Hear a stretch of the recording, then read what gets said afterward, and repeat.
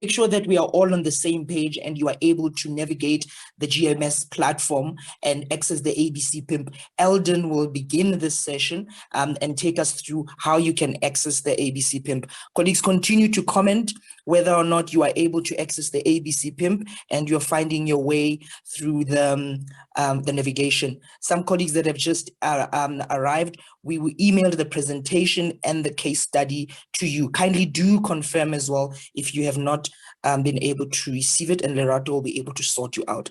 Eldon, over to you, please. Thank you, Moketi, and good morning, everyone. So again, just to highlight, how do we find this ABC PIMP Lite template? If you haven't done so already, you would need to access the Jobs Fund's website, which is www.jobsfund.org.za. And when you land onto the Jobs Fund's landing page, a very big splash screen is then displayed in the front or on the landing page, which is a clickable link that outlines the National Youth Service is one of the headings. And by clicking on that link, you are then redirected to the appropriate page on the Jobs Fund's website. Just below, if you scroll down, a few of the documents that you have available to you is a downloadable link for the term sheet, for the step-by-step online application user guide. This is a very important document. I'll reiterate it when I go through my section later on. And then we also have the frequently asked questions that you are able to then download. But what's important here is that there is a link that says apply here. And once you click on that link, it will then redirect you to the online portal. So with the online portal, you would then have the ability to register, which will then give you a username and password to allow you to access the online portal and ultimately the application form. So once you've landed onto the home page of the online portal, you'll have the ability to create your application. And I will take you through this process in my section. But essentially, how do we locate the ABC PIMP template is the key question. So once you've accessed or created your online application, on the right-hand side of each of the various tabs, there's a section called Downloads. And under the very first bullet point, we would then be able to locate the ABC PIMP Lite template. So by clicking on this particular link, it will then allow you to open, save as the ABC PIMP template, which you would then be able to then download onto your computer. Just to take you back through the steps one more time, when you access your online application, you'll note that there'll be a unique reference number that would have been generated when you did register.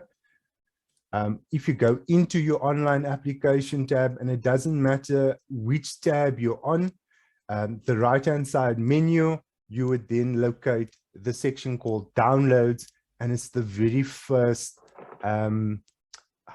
hyperlink that you'll see that you are then able to click on and then save that template to your desktop or your computer or whatever device you are then utilizing.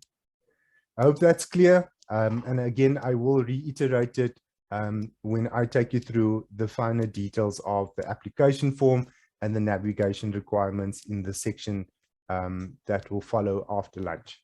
Thank you. Thank you very much, colleagues. As mentioned, colleagues, you first access and register on the website, and then on the right-hand side of the platform, the first hyperlink will be your ABC PIMP Lite. To colleagues who had struggled earlier on to locate it, I trust now you have been able to locate it.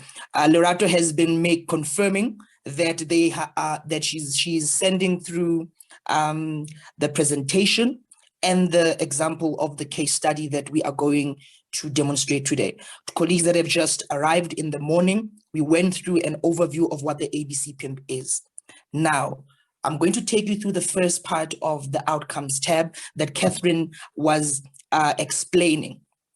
And I think as she was mentioning, I think there was a lot of anxiety that it's not visible. So now we are zooming into the first tab that's related to mapping out your outcomes. So the project information that we had, colleagues, was about the Football for Growth project. And the project is really about sports development for young people, and also looks at the psychosocial well-being and life skills experience. So we're going to use that example then to map out how do we then take that information and complete the ABC PIMP. The purpose of the ABC PIMP is to make sure that you have sufficiently thought out and mapped out each activity. And you will see later on when Terence speaks about the costing section, is that each and every activity must be costed. For instance, if you say you are going to do radio adverts, you must be clear when you're going to do the radio adverts, how much do they cost, when are you going to be able to do them? So that way, for each and every line item, there is a cost that is linked to it.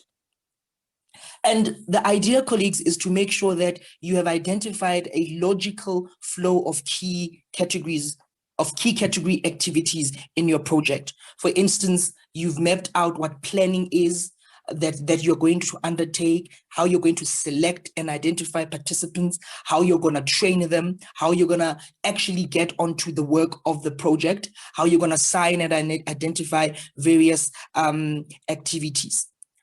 Earlier on, Kath mentioned that there are about 7 categories. Of those 7 categories, there are you have about maximum of 5 which you can complete. The other 2 categories, which I will discuss, category number 6 and 7, those are already pre-populated because they track project activities and reporting. And the last one looks at monitoring and evaluation, including the audit function. So can you please zoom in on the first activity? I do trust that the colleagues that had a challenge earlier on, they're able to zoom on their screens and they're able to follow. Kindly do confirm, colleagues, as I'm going through the presentation so that nobody is left behind.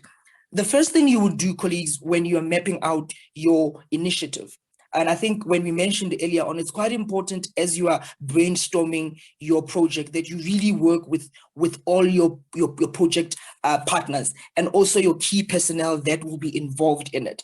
So that way you have a high view of what needs to be done, and then you are able to break it down in detail. The first tab, colleagues, continue to please respond to some of the comments there about accessing the ABC PIMP. The first tab, you first identify the description of the main activity. So let's go on to the first activity, category activity 1. Can you please take it up for me so that the colleagues can see what I'm referring to? So under the description of main activity, on your far left, on the far left, Sfiso, yes, that one. Thank you very much. So in this example, the first thing that will be happening is that the project will recruit, let's go to the first one, category activity 1. Yes, you are there. I think it moves very fast. Colleagues, I'm sure you are also able to follow through on your side because you have the presentation and you have the ABC PIMP. Kindly do confirm if the colleagues do have the example, and then we can share it with them as well as I'm going through the demonstration. Will do, Chair. Thank you very much. So the first thing, colleagues, that you will do is that in this initiative, you will identify, let's say for convenience sake, you identify 4 main activities. one related to recruitment of young people. That will be activity 1. The second one related to training of young people. And then the third one will be service work engagement. So these are 3 main activities: recruiting, training, and then engaging them in service development. You then break it down further. So that will be the main activity. And for each main activity, there has to be an overall milestone output. But before getting there,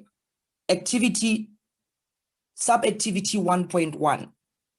So if the main category activity is about recruitment of young people, you have to explain to us, how are you gonna be able to recruit young people? So kindly move to activity 1.1. I'm sure you're struggling there with the navigation, but you're doing okay. And the colleagues will be confirming in the chat when they do not see, when it's not visible. Awesome, thank you, Sfiso. That looks good. So the first thing, colleague, you would say, yes, the main activity is the recruitment of young people. But under that, how do you start to recruit young people? As I mentioned earlier on, you first start with your whole team. You brainstorm how the project is going to work. But now you are then breaking it up in little pieces. For instance, you will then ask the person in your organization that is responsible for recruitment or that's responsible for onboarding of young people. And then you want to know, what is the first thing that you do when we want to identify and recruit young people? And it will be placing advertisements in community newspapers. It may be placing advertisements on the radio. It may be handing out pamphlets. It may be using social media, WhatsApp broadcasting. You may use social media as well. And probably social media would be much easier and you probably would not necessarily cost it, but probably designing the advert, you would need someone to actually break it down. So in the example that we have there, it's advertising in the community newspaper. Now, the output linked to that, when you move to the second column, it's the number of adverts placed in the community newspaper. As I mentioned earlier, you have the main category, you describe the sub-activity, a flow of what needs to happen. And for every sub-activity, you then explain what output are you tracking. The output, colleagues, allow us to be able to track what exactly is the project paying for.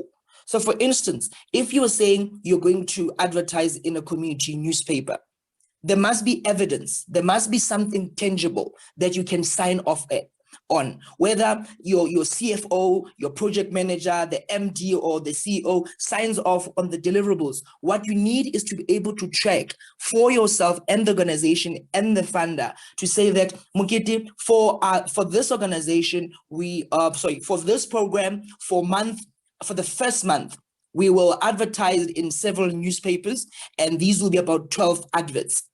In some instances, it will be a once-off advertisement, or it will be a recurring one. Maybe you do it in month 1 and month 2, depending on how you've actually planned out the sequence of the project activities.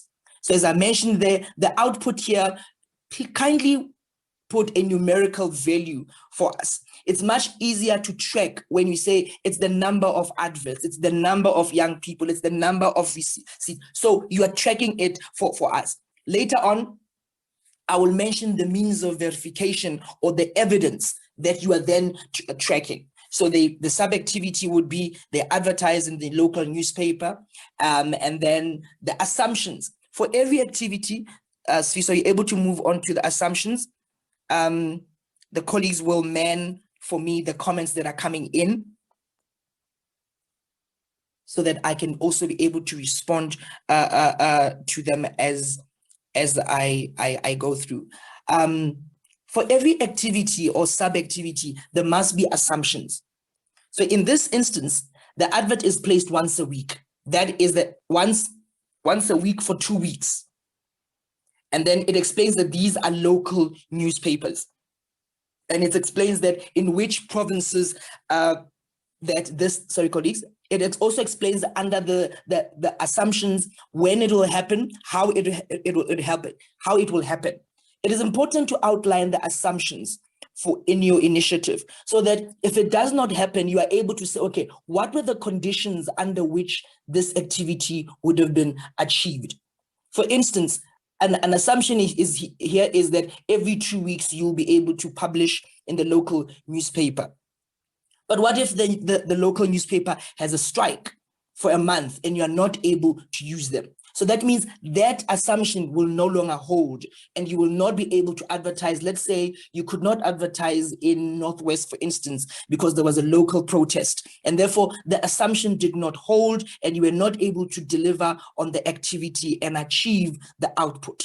I hope that makes sense, colleague. And in this example, Sviso, can you move on to the timelines? So for this specific example that we are looking at, we are saying all of this will be done in the first month. So in the first month, there will be about 12 advertisements placed. So then whoever then works on your project, the first thing that they will do later on, Terence will be able to show us how this costing and why is it relevant that it's put in month 1. Remember also, colleagues, for every month that you are putting, it also shows that the drawdown or the funding that you're going to request that is linked to an activity.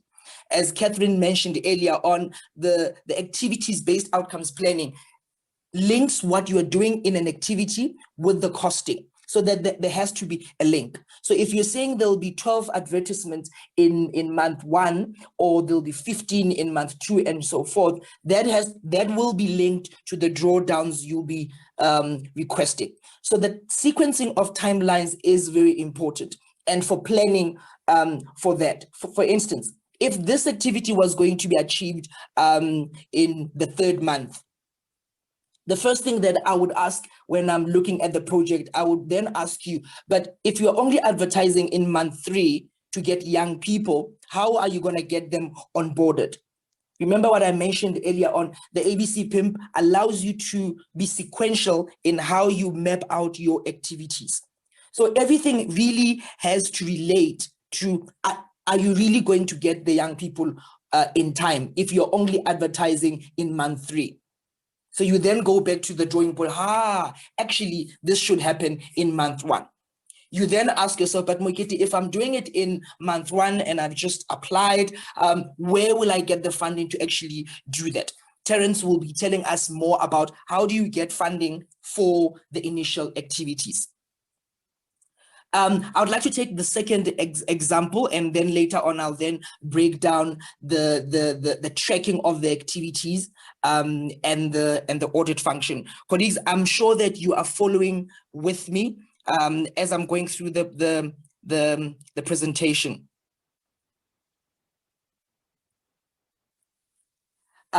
So we spoke about advertising in the local newspaper, advertising through roadshows. Roadshows is also important. Some projects, it's not enough to just advertise. And we rely on you, colleagues, because you are the ones that are experts working on the ground with young people. You know what's best in terms of reaching out. So we will also ask that in your project model. For instance, if you say you are in a rural part, let's say you are in Mafarafara, for example, and you then say, I will advertise in the local newspaper. There may not be a local newspaper. Therefore, we go back and say, but your assumption does not hold. There is no local newspaper in Mafarafara. So as we are going through your activity plan, it also allows us to understand how you've set out your intervention. You said you're going to work in a rural community. However, you mentioned nothing about going out to reaching out to young people. And in this example, they've put together that they want to do a roadshow. And as I mentioned earlier on, we really rely on you as the experts on the ground to say to us, guys, in order for me to recruit young people in this community, I have to be visible. I have to be on the ground. It's not enough for me to just put some notice in the local papers or put some notice on a WhatsApp group. I literally have to go to schools, to local clubs, to community halls and speak about the initiative, and my branding must be visible. So all of those things we begin to see in the ABC PIMP. So they've moved on from advertising. Then the second thing, let's look at sub-activity 1.3 Sfiso. So Sfiso is helping me on his side with the navigation. Thank you very much. So they received the applications. And this is quite important, colleagues, as you are planning, first of all, the advertisements, the screening, and the shortlisting. We do understand that for some projects, you probably have, maybe it's online based, and maybe some it has to be physical dropping in of one CV or registering physically in a local site office. All of these activities must be planned out. So we will be asking you, how will you be able to get, for instance, 2,720 young people in month 1? And will those young people be ready? And would they be readily available, and would they be already trained to begin youth service? So all of those things, you would then have to really think around how much time does it take to receive applications? How much time does it take to screen the applications? And within your own organizations, you must then start realizing who needs to be doing that. You will realize as well that under the assumptions, not only do you put the fact that you would have received applicants, you would have received applications from young people via the local newspaper and so forth. You must also build in assumptions around, actually, I may need 2 or 3 more additional coordinators to help me screen. That is a cost item as well. You may realize, actually, we only have about X number of laptops that will be used operationally, but the volume of screening will require us to actually have new machines. So every aspect of the activity, colleagues, it forces you to really apply what assumptions are needed to make it work. You may say we actually need uninterrupted Wi-Fi as well. Maybe our local center or our local office has challenges of the Wi-Fi signal. And if we don't screen X number of young people in a day, we will not meet our target. Remember, the disbursements will also be linked to your achievement in a specific month or in a specific period. So you also have the task of making sure that if you've promised X number of young people in a specific quarter, or in a specific month, these numbers must be achieved. And that starts with the number of young people that you are able to actually screen and shortlist. I'm moving on from this category. For each and every, remember these from 1.1 all the way to 1.6, these are sub-activities. At the end of the day, what we are looking for, let's zoom in Sfiso to the overall milestone. The overall milestone for this activity is the number of candidates that have been enrolled, or you may say the number of candidates that have been registered. At the end of the day, this is the milestone that we are looking for. In some instances, you may decide to work backwards. For instance, you may say, okay, Mukete, I'm going to break my activity 1 and say the recruitment of young people. What is the overall milestone for that? Will be number of young people that have been recruited or that have been trained, that have been recruited or that have been onboarded.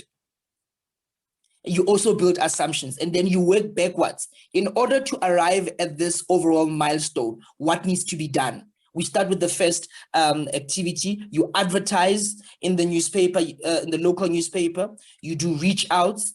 You accept applications and screen them. You shortlist, and then you offer them, you shortlist them, and they're accepted into the program. You also build in assumptions around, could there be dropouts? Maybe other young people move on to a different project, they change location and so forth. So it's very important that remember that for every activity, there must be a main output for it. And these ones that we've broken down from sub-activity 1.1 to 1.6, they break down what will be happening in that category.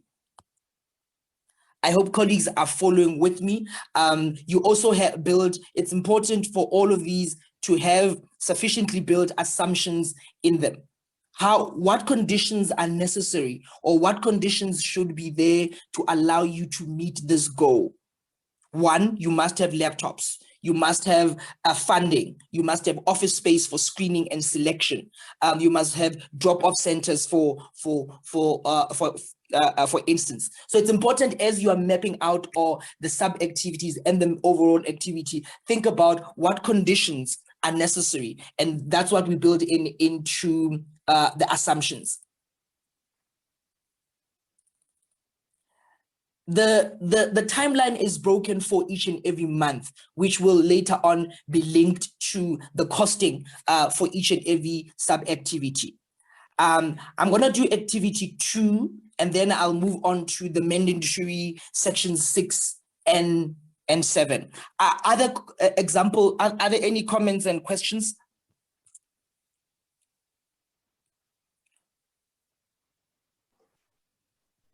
Okay, none at the moment. Awesome. Responded to. Awesome. Thank you. And then colleagues, remember we said in this initiative, there are 3 broad activities. It's the onboarding of young people, training of young people, and then service work engagement. They're now engaged in the actual work. So the second activity, remember, they've now been onboarded. Now that they've been onboarded, so that means your main category activity is the training of young people to deliver the youth service work. If we were to work backwards, like the example I gave earlier, the overall milestone for this will be the number of young people trained. That will be at the bottom, just after 2.6. Equally here, you break down the activity by describing for us, what sub-activities are necessary for the training of young people to actually happen. You may say, for example, here, it's young people are trained in soccer coaching of school-going learners. Young people are trained to deliver life skills. Young people are allocated a mentor or a supervisor. In your example, maybe you may say the first activity that needs to happen under 2.1, for instance, maybe you need to complete the training manuals, or you need approved training manuals, or you need to appoint instructors. You need to appoint instructors, you need to appoint mentors. And it's important, of course, when the sequencing of this happens. Because if you still need to approve your training manuals, that means it must be done in month 1 whilst you are busy with your recruitment and advertising. If you need to appoint mentors and supervisors and trainers, that also is important to make sure that it happens earlier before the young people start trickling into your program. So the sequencing of when do you onboard, when do you train, when do you exit is very important. And you also build various assumptions around the training. For example, how long will the training take? How long will the life skilling take? What measure or what means of verification are you going to have to know that the young person has actually completed? I think it's very important later on when I speak about the means of verification, I'll speak about the individual service plans. So the young person has been onboarded, they completed their training, and then now they sign the individual service plan. And the individual service plan really maps out how they're going to be engaged in the program for the next 6 months. And it's able to tick off the information that is necessary to let the funder know that I've onboarded X number of young people. Throughout these months, this is what they will be involved in. This is what they will be doing. Thank you very much. So let's now move on to the pre-filled category 6 and 7. Colleagues, before I move to activity 6 and 7, are there any comments on setting out the output, the activities, outputs, and outcomes.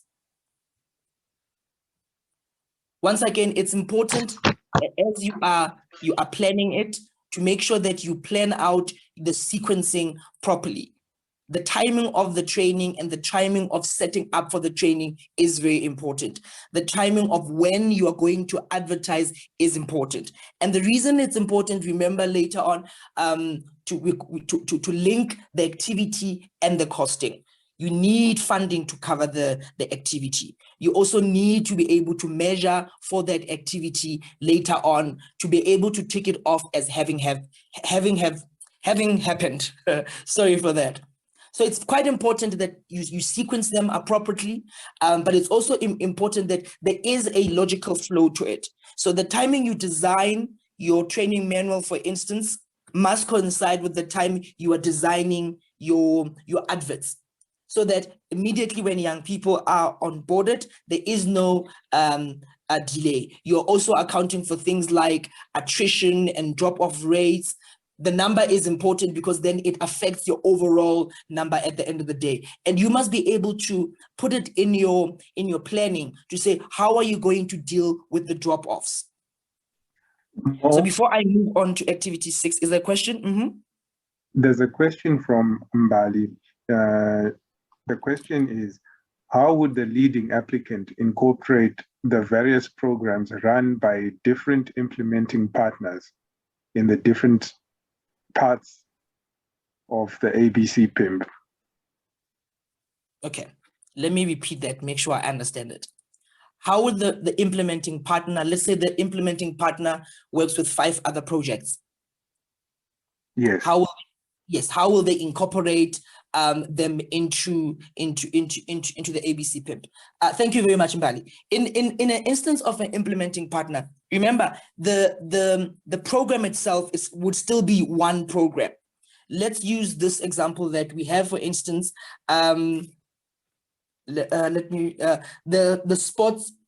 The football for growth. Let's assume that football for growth works with 5 other partners. All these 5 other partners, their role also is to train young people as sports coaches, is to train them in life skills so that they can deliver the services. So it's still one program implemented by 5 different partners. So in the instance of, so let's go back to activity 1.1 or main category 1. Yep. Thank you. So Mbali, let's say in the question that you are putting forward, instead of having the recruitment of young people for the program, maybe in this instance, what would help is that the first thing that will happen is in the project is setting up, project setup. So project setup in this instance will be the main activity. So how do you actually do that? So what actually happens later on when my colleague, Terence, I see my colleagues are actually commenting on that. Terence will discuss it in his section in terms of how the implementing partners put their own PIMPs, which then gets consolidated into one version. So in this instance, I'll allow my colleague Catherine later on to explain that, and Terence will elaborate when he puts together an explanation of the financing. So in this instance would be the first activity will be the planning, and it's putting together the various partners and agreeing on service level agreements, making together that the project setup is the main activity that has to happen, and there's an agreement in terms of who does what and whatnot. So I think, as I mentioned earlier on, you are still implementing one program that is broken down into 5 different implementations. Kath, you want to explain the consolidation into the main intermediary partner? Sure. And I think, as you mentioned, Terence will go through it in more detail in his elements later on after lunch. But in some instances where there are several implementing partners, it actually makes sense that they map out their own results chain within the PIMP, so that then the lead has that bird's eye view of all the different budgets of the implementing agents first, and then the lead, will then consolidate one PIMP and submit to the jobs fund. But it really does help the lead in mapping out all the activities that the separate implementing agents will undertake. Thanks. Bali, has that answered you? So the best way then sorry. I think there's a follow-up from Bali, which I think you and Kath can then use as an example. Okay. So the situation is one in which the partners are actually working in different service sectors or types of service activities. Say one is doing GBV activism, the other is doing elderly care, and the other is doing ECD. So in that kind of scenario, the question is about how you then bring all of that into this one tool. Okay, thank you. I will speak to it, and I think, Mbali, another way that Kath was advising is that you could have the different organization. You could have the different organizations map out, so they take a portion of the results chain and they map it out for themselves. So the one that deals with GBV, the other one that deals with the elderly care and so forth. So let's say you have 3 of them. They each take this section of the ABC PIMP and they map out what they need, they will be doing and what they need in their own implementation as part of the bigger program. And then all the 3 then results chain that have been mapped out by each of the individual programs, they are then consolidated by the by the contracting entity into one.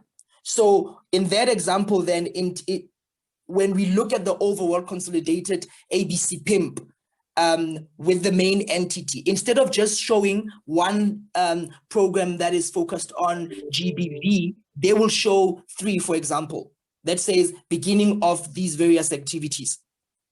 Kath, you want to elaborate further on that? I think, Mo, you've covered it. Apologies with Eskom, my sound was in and out.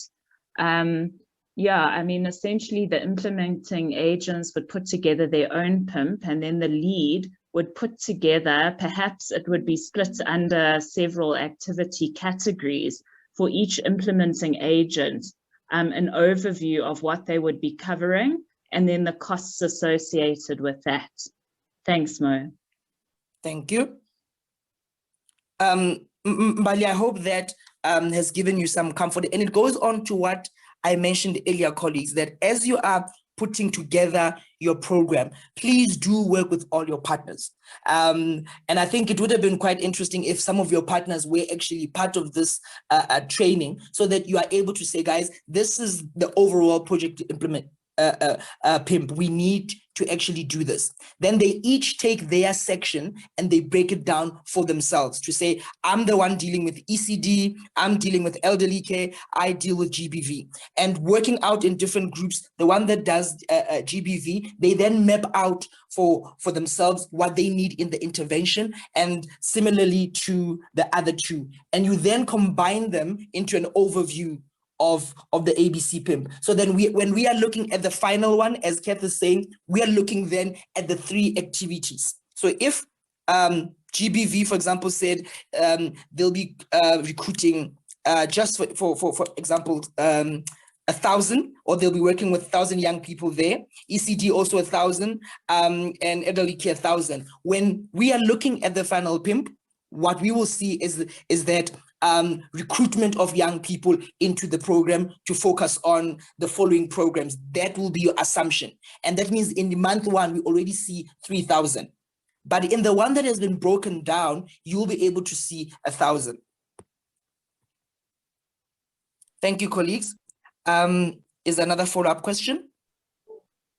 There's one Yes, from Jamie. Sorry? There's one from Jamie. The question is, our organization will be implementing in 2 provinces. Do we split it and have 2 folders, i.e. one for each province? Jamie, if your question is different from Mbali's explanation of different partners implementing different initiatives, if your organization is, you say it's in 2 provinces, and I'm trying to follow up, Fidelis, what is the split? Is the split the project, or is the split the completion of the ABC PIMP? I think is the completion of the ABC PIMP, but Jenny, maybe you can follow up with further clarity on your question. Jamie, and then we'll circle back to you once we've seen your restatement of the question. If it's one organization, maybe I'll speak to the other assumption. If it's one organization implementing in different provinces, it'll still be one ABC PIMP. There is no additional. I see Jamie has come back. Completion of the ABC PIMP. Jamie, it's still one ABC PIMP. In your assumption and in the building up of the activities, you will be able to say there, for instance, recruiting of young people. People in Mpumalanga, recruiting only of young people in the Northwest. So there would be no need to actually break it down, unless it refers to the similar question that we were discussing with Mbali, how the different entities, they work out for themselves how they are going to implement, and then it gets consolidated into one ABC PIMP. So colleagues, there is only one ABC PIMP per implementing partner. Thanks, Mo. Jamie says they're covered. Awesome. Zain, unfortunately, you may not ask the question in person. As we mentioned earlier, colleagues, we are taking chats, and this allows us to be able to track your question and respond sufficiently, but also all the other colleagues as well can be able to track the discussion, and we are able to put it, all of them, the ones that are not responded to, in the frequently asked document. So our organization is planning to implement in 2 locations in Cape Town. Okay, I think this is the one that we answered. So Buhle, once again, it is still one ABC PIMP. In mapping out your activities, you'll be able to actually put that information for us. If there is the uniqueness in terms of your targeting approach in the different provinces, you may say, for instance, sub-activity 1.1, recruitment in Cape Town. Sub-activity 1.2, recruitment in Butterworth. You know, so if there is the uniqueness in terms of the time requirements and the sequencing of when you want to do each location, this is how you may plan it. But remember what I mentioned earlier on, make sure that as you're putting it together, you tabulate in your assumptions. You are assuming that it will take you X number of weeks to recruit in one city before moving on to another. I see there are no more questions, colleagues. I will move on to the pre-populated category activity 6. So kindly move with me to activity 6.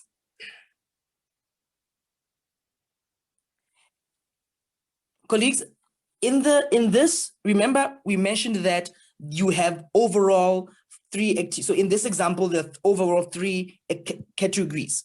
So it's with the onboarding of young people, training of young people, and then implementing the youth service program. But in doing that, you need to then track, you need then to monitor, you need to find out, are there young people on the ground? Are they working? Are they getting the support that they need? So you need continual monitoring. And the purpose of category activity 6, it really allows you as the implementer and us as the fund manager to have an idea of the kind of activity, the kind of ongoing monitoring and tracking that is happening in the project. So we have pre-populated, we have pre-populated this section. You may add additional ones. You may add additional ones, but just to emphasize that this is a compulsory category of activities. So you need to explain to us, how are you going to be engaging in ongoing monitoring and tracking of young people? Are there going to be regular site visits? Are there going to be regular checking in? And how are you going to monitor that as well? And the sequencing of when this will be happening. In the instance that Mbali had mentioned, in terms of working with other partners, you as the lead partner, Mbali, for instance, you may decide that regularly you need to be visiting the projects. You may need 1, 2, or 3 people that are regularly rotating to checking that young people are sufficiently engaged. Colleagues, we are envisioning that there will be a lot of hands-on kind of implementation. So it is important as well that you are also in the ground, making sure that it's the whole point. I think last week when Wasim was explaining the purpose of the revitalized youth service is to really make sure that young people have a gainful experience. And that means, in order to make sure that there is gainful experience, it means that there must be someone on the ground tracking and monitoring that if the purpose of the young person is involved in psychosocial support within a sports environment, are they really engaged in sports development? Are they really offering the coaching lessons? So we do not run a scenario that young people are onboarded, but they're not sufficiently exposed to the intended objectives of your program. So it is important to have the activity on tracking and monitoring to make sure that somebody who's been engaged in a psychosocial program does not end up just making copies in the office. So there has to be gainful engagement throughout the intervention. And that means you must put in place ways of collating evidence to prove that actually this is what has happened, to prove that yes, Mokite and so are on the ground and I saw them offering these services. I sent my people to monitor and track them. I have picture evidence. I have signed copies by the supervisor or the mentor. These activities are happening. And we've sequenced sufficiently when this is actually happening. For implementing agencies, Mbali, that I'm going to refer to Mbali as examples because it is important as you are working within consortium of partners as well, colleagues, that you must also, as an implementing partner, think rigorously around how are you going to support your implementers on the ground to make sure that they are able to generate the data that you need and the information that you need. This is linked also to your reporting, for example. So if you need all reports in by a certain week of the month, it is important that you map that out, because the longer it takes for the information to trickle to you, it means when the deadline for reporting hits, you will not have information to actually report. So for us, it may be a nil in terms of not having achieved any met any objectives for that month, only to find that no, it was a matter of the collation of data and the timing that you've actually put for your partners on the ground to give you that information. So think really around, when do you need the information collated? In what format must the information be collated, so that you have enough time to look at it, to clean it, to analyze it, and share it as part of your monthly and regular reporting. So the sequencing of collecting data, colleagues, we cannot emphasize this enough. It's very important, because remember, this is what is linked to your payments. This is what is linked to your ongoing activities. You also build around assumptions here that you would have sufficiently orientated your partners, the importance of timely reporting, that if you don't report, you can't claim an achievement. If you don't report, you can't do your regular drawdowns. And this may affect then your implementation in the next month and following through. So you end up now a 6-month initiative being longer than it needs to be, simply because of the trickling down of information and collecting the right information. Later on, I will speak about the setting up monitoring and evaluations. I'm going to pause there, colleagues. I see there are questions that are coming up again before I move on to the M&E section that is compulsory. Questions, colleagues? Okay, let me go back to... There's a question more about whether there is a standard template for tracking and reporting. A standard template. So later on, I'm going to speak about the means of verifications that must be part of the project. So I'm going to make a note of that. As soon as I complete the M&E section, we'll go through the means of verification, which will also be highlighted in the term sheet. So there is, yes, a standard requirement in terms of, for instance, what do you need to prove that training has happened? What do you need to prove that a young person has been engaged? What do you need to prove that a young person has registered or deregistered? And all of that is the evidence that we need during the interventions and at the end of the program. So it's very important as well that as you're setting up these systems in advance, it really allows you to make sure that the right information is coming in that will allow you to be able to track your own achievements as well. I hope I've responded to that, but I will come to that overall question, Mbali, when we are talking about the means of verification.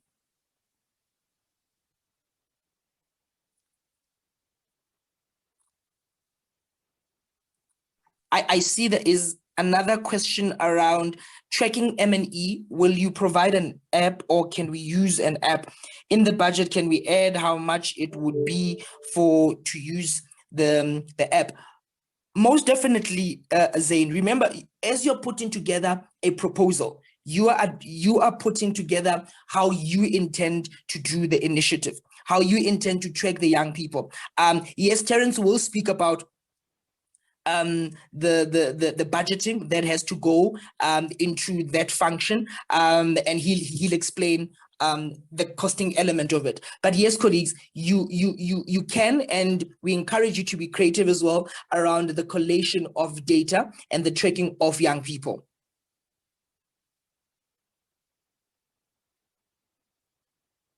There is a question from Umar. My company is a non-profit, and this project is mostly for NPO. Can I still participate in this? Most definitely. Colleagues, just to emphasize, the NYS, the purpose of the National Youth Service is to work with non-profit organizations. The other program, the other funding program, the Innovation Fund, works with private companies, works with NPOs, non-governmental entities, and so forth. Yes, Umar, you are in the right workshop. I think I have exhausted the presentation. Will be shared, colleagues, on the website, and it will be made available. Specific evaluation reports you want, or is generic one can be produced? Zain, I'm getting into now the section on the evaluations, and we will speak to that. And if I have not answered your specific question, I'll get back to it. So please, let's move on to activity number 7.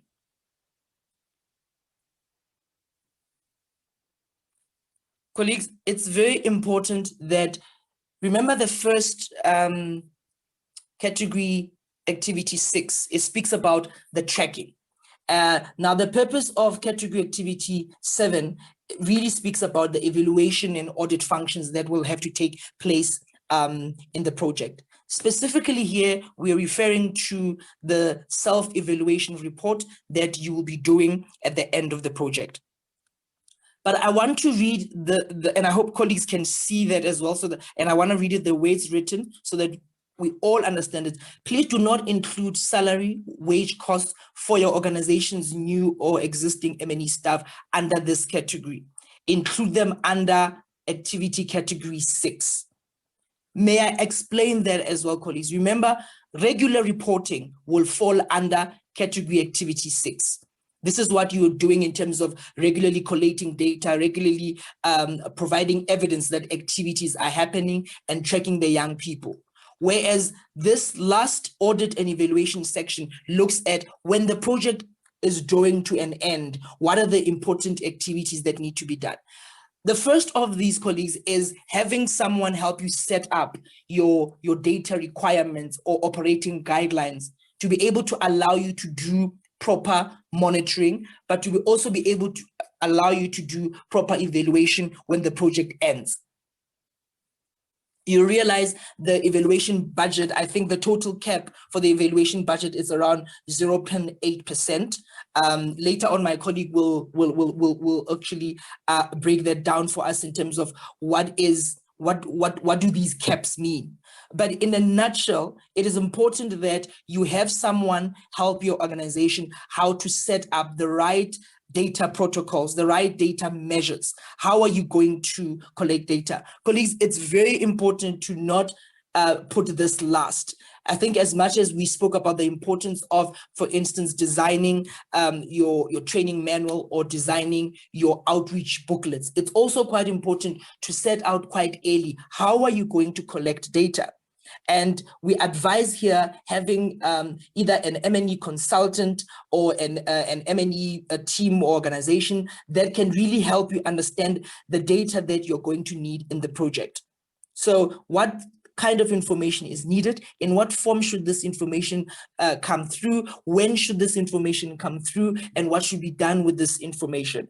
Sometimes we do not want you to be overburdened with collecting every single information, but at the same time, we do not want you to shorthand yourself by not collecting information that is critical to help us understand your own intervention. So at a very high level, begin consulting M&E's experts or people that really work with data collection and setting up M&E systems to help you understand, okay, I want to implement this. What kind of information do I need? I understand later on, my colleague will take us through all the finance requirements, but it's very important that you really understand for yourself and your organization what kind of information is needed.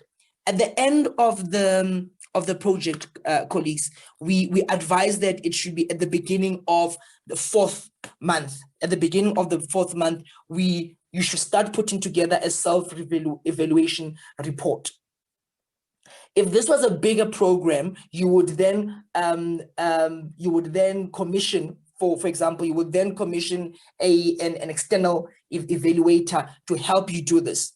However, we understand the scale of impact and also what the intended objective of the project is. So the self-evaluation report template, it will be available on, I'm not sure if it's already available right now, I will confirm with my colleagues, will be available for download as well, so that as you are implementing the program, you already have an overview of the type of information and the questions that you will be asked to complete in your self-evaluation report. The self-evaluation is a template. We do provide the template and a guide. We will be able to go through in detail on it with the contracted organizations that get approved. As I mentioned, colleagues, we cannot emphasize enough the importance of having an M&E professional, someone that is involved in helping set up your own reporting and evaluation to really come in as you are starting your project. Do not wait up until the project is already implementing to get an M&E person. Get them early on so that they really help you set out the right parameters in terms of your data requirements, your reporting requirements, and also looking at the overall self-evaluation report template, which will be made available at contracting. Already an M&E expert or professional will already tell you, oh, if the self-evaluation report is going to need 1, 2, 3, 4, 5, I suggest then you frame or you configure your initiative in such a way that it will be able to generate the kind of information that will be asked. I hope that has answered that last question about the template. And also, colleague, it's very important to remember that at the end of the project, you will need to appoint an independent auditor to do a review of your finance, of the project's finances. The difference between the evaluation and the auditor, just to reiterate, the audit must be an independent financial organization that, or an auditor, she must be independent, who helps you to come and do the audit at the end of the project. With a self-evaluation report, it's also, you also do it at the end of the project, but we advise doing it 2 months before the project is about to end. It gives you enough time to collect all the data that you are going to need. This one, you can do it internally. Remember, you would have worked with an M&E person at the beginning of the project to help map out all your data and evaluation requirements. But at the end, you will be able to complete it with your own project team. I hope that does cover you. We are nearing the end of the outcomes sections, colleagues. Now, we've described the key activities that are going to happen. Now, Sifiso, can you take us all the way just below this section? You have the 3 indicators. You have the 3 indicators, colleagues. There they are, and I hope we can all see them. We have the 3 indicators. Now, the 3 indicators, all the projects are contracted for the 3 indicators. So these you cannot tamper with. These do not change. And more or less, the only thing that will be able to change is the means of verification that each project will be using. Colleagues, once again, the means of verification give us evidence that this activity has happened. In the first instance, we speak about how do you evidence for the number of young people that have secured service opportunities. There must be either signed timesheets, or you have an electronic payment report, or you may have a biometric databases. I think that was the last information about the last question earlier on about tracking. You may have a biometric database. This is what you would have agreed at the beginning of the project with us. This will be signed into the grant agreement that this is the evidence that you will be providing. There must also be a what we call an affidavit or testament. And what that means is that for the first instance, let's use the first example of signed timesheets. You will send a document trail of all the timesheets of the young people that were engaged in month 1, for instance, and then you will also send a signed attestation. So either a duly signed person, either the CFO, the CEO, the project lead, whoever has the authority to sign in the organization, as you would have agreed with us in the grant agreement. So that person must then do out a letter, and that letter must sign. So for instance, they must confirm that on the 3rd month or in June 2022, I confirm that my organization for this month, we had 1,500 young people in active service, and the number that we are reporting to you, I can confirm that is accurate. And the reason we call that an affidavit or a testament is that you, as a senior signatory in your organization, you are confirming for us that you've had overview of what the team has submitted in terms of your quarterly of your quarterly reporting, and you agree and you confirm that this is actually accurate, and you sign. This is how we hold each other accountable, colleagues. And the third requirement for evidencing is that, remember, you would have given us the individual contracts, but you will also be sent through an Excel database. So it's with all the names of the young people and their ID numbers and so forth. You will also build assumptions around that, colleagues, in terms of, okay, what are the assumptions to achieve that specific indicator? I hope that answered that last question around tracking. So let me reiterate again the means of verification. You either have a timesheet or an electronic payroll report for each and every young person, and then you do an affidavit attestation. For indicator 2, the number of young people who have completed their planned youth service. For every young person that you're going to engage, they're going to sign an individual service plan. So when the individual service plan ends, you either say to us, you will send to us proof of completion certificates, or the individual service plans will be signed that Mokete has completed 6 months of youth service with my organization, and I can confirm that these 6 months were done here and I'm satisfied, and whoever is also duly authorized signs and affirms that this is the right information. It is important, colleagues, that to show that the young person has completed their engagement, and at the end you may propose as an organization that you're either going to do signed off service plans or you're going to give them completion certificates. And it will say Mokete Mokoni was engaged with future growth football for the following months, and they've completed, and there it is a certificate. You will scan and send versions of that for each and every young person that you engaged in the program. Colleagues, it's very important to also emphasize that the means of verification that you agree on when you sign the grant agreement cannot change. So if you say you will give us timesheets, we expect timesheets throughout the whole intervention.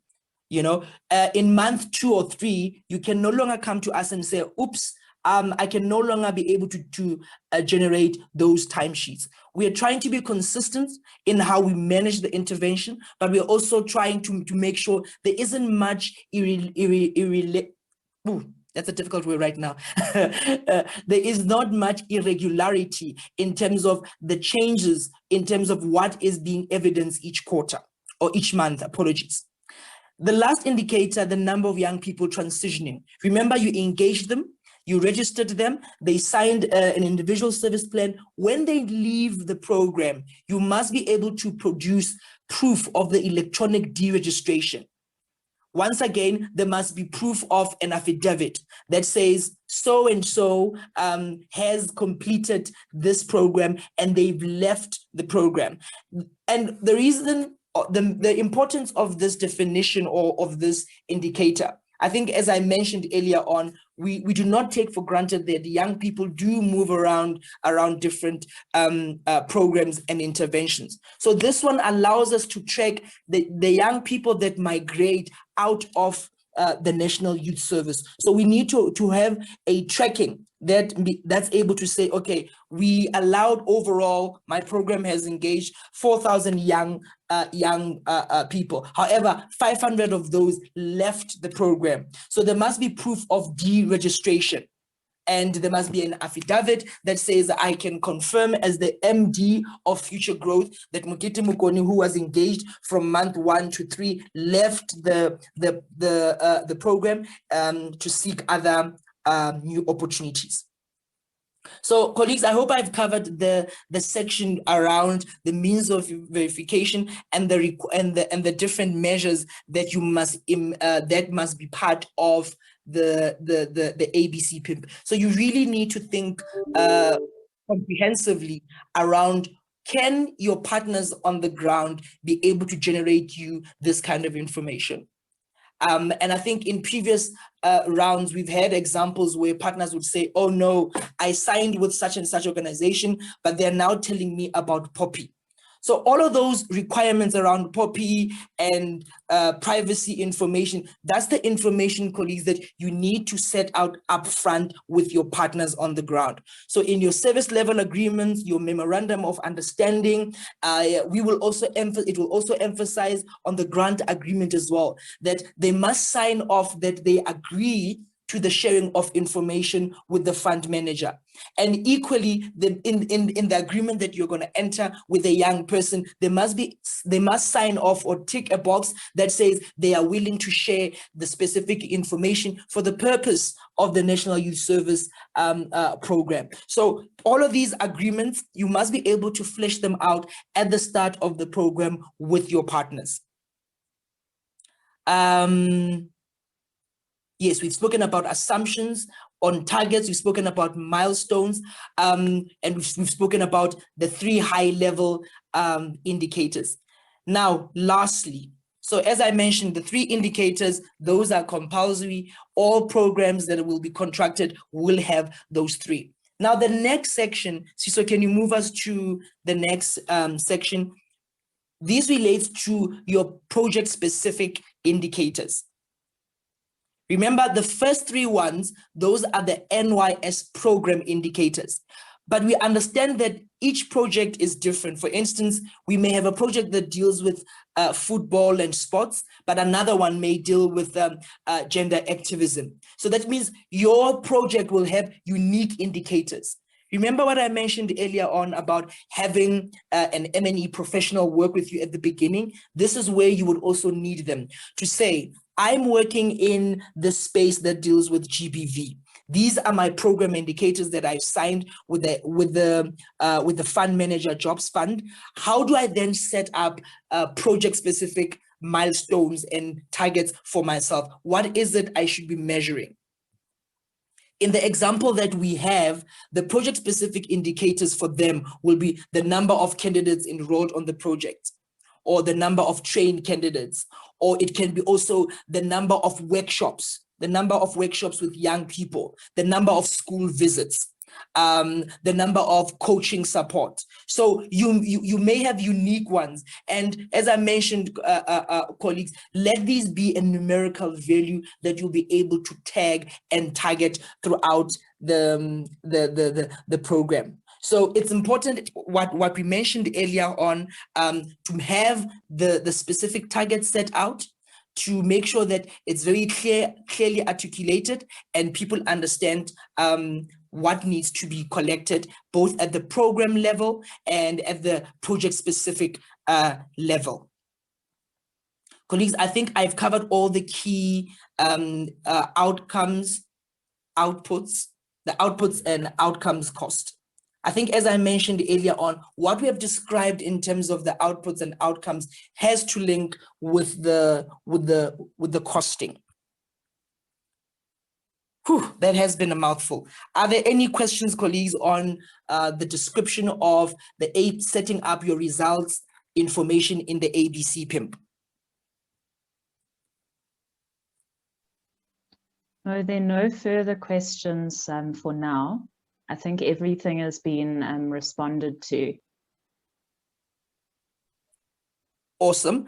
Naja wants to reiterate her appreciation, colleagues, that it's such a unique timing that we find ourselves in during lockdown, during load shedding, and here we are attending a virtual training on completing the application. So she wants to express her appreciation and kudos to all of us being in this workshop as we do this.